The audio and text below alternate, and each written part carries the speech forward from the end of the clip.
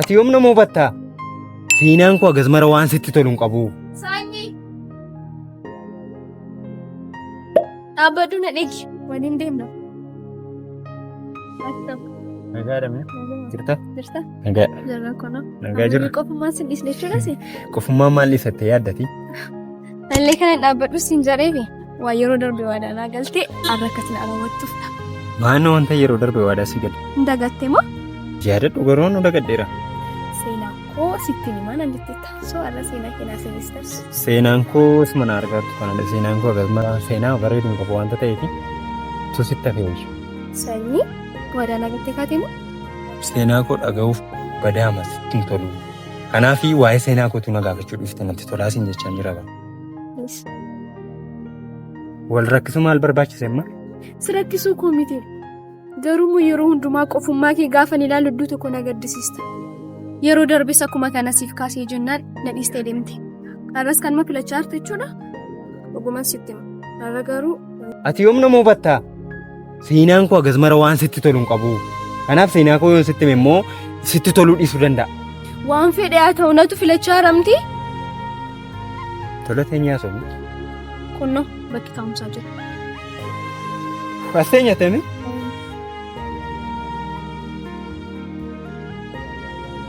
Mee oduu keetti fufi. Seenaa isa waa'ee isa kamina gaafatteeti? Nama jireenya kee tokko ta'e kan ittiin barbaadu. Dhugaa dubbachuuf taanaan nama yeroo kanatti natti dhiyaate seenaa jireenya kee seenaa keessa dabarte natti minaan jedhu argachuu caalaa carroomuun hin jiru. Seenaan koo agas mara gaddisiisaa fi ciigaasisaa fi kan namatti hin tolle yoo ta'e iyyuu ati garuu seenaa namatti hin tolle kana nan dhagaa jettee natti siqtee rakkoo kee gootee fudhattee na hubachuuf yaaluun kee anaaf waan tokkodha.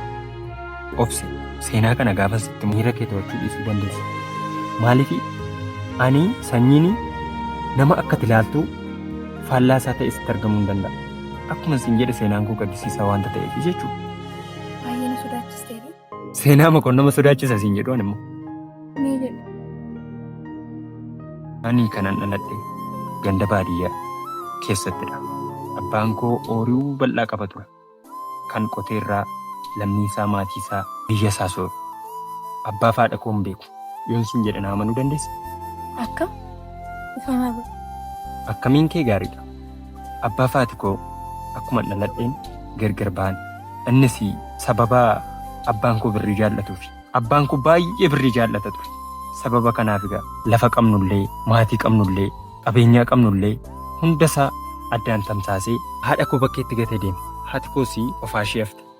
Akkan dhagayetti jechuudha. Seenaan sitti odeessaa jiru kun seenaan dhaga'edha. Waan baay'ee nama gaddisiisu haadha koo hin beekun ture. Kanaan booda egaa jireenya tokko jennee dhufnee jireenya mana namaa dhamdhamnee gara magaalaa kanaatti galuun keenyaa jechuudha. Sanaan booda erga gara magaalaa kanaatti galleen booda abbaan keenya akkuma siin jedhee waan birrii jaallatuu fi mana namaa keessatti nu dhiisee kanaaf obboleettii koo gatee bade. Seenaa kana gaafa sitti himu dhugaasti fakkaachuu dhiisuu danda'a. Aniif obboleettiin koo jireenya tokko inni dirqamne. Namaa ergamuu, namaan gidirfamuu, mana namaa keessa hojjechuu obboleettiin koo jireenya tokko ittee na jiraachisutti jalqabde. Kan na barsiisu ishee wanta hundumaa kan naaf godhu isheedha. Tu waan tokko natti hin hir'isne. Haadha dhabuun abbaa dhabuun utuu natti hin beekamin. Na guddistee yeroo kanaan na geesse. Kanaan booda erga guyyaa gaafa sanaati abbaa koos haadha koos hin argine. Abbaa koo xiqqoo xiqqoon beekan ture. Haadha koo immoo hin beeku siin jedheera. Seenaan koo kana fakkaata. Jireenyi keenya haaluma kanaan itti fufe. Anaan na barsiisuuf jettee jireenya ishee dhiistee jireenya koo jiraachaa jirti. Anaan na jiraachisuuf jettee ofii isheetti baqxee anaaf ifaa jirti.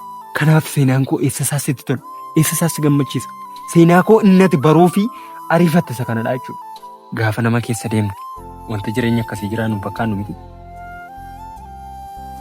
Dhaga'uuf ariifatti. Nama dhiba dhugaa. Namoo haala akkamiirra jirtu? Haalli keenyas nu argatu kana. Amma na barumsaan deema. Isheen hojii mana namaatiif uffatanii citee birrii argatu sanaan nu jiraachisa. Seenaa dubbatu ta'u.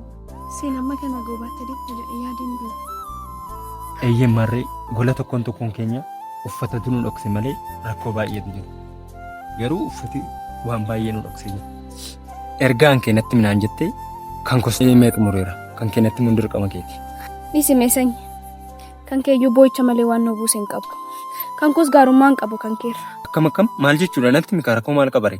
Kan koo dhaggeeffate miti ani immoo hanqina dhaggeeffadhaa natti mi. Sittaafu sa'i. Natti mi maal jechuudha obse? Kanaaf waadaan keenya sirrii. Wanti addaan jiru. Anis maatii koon beeku.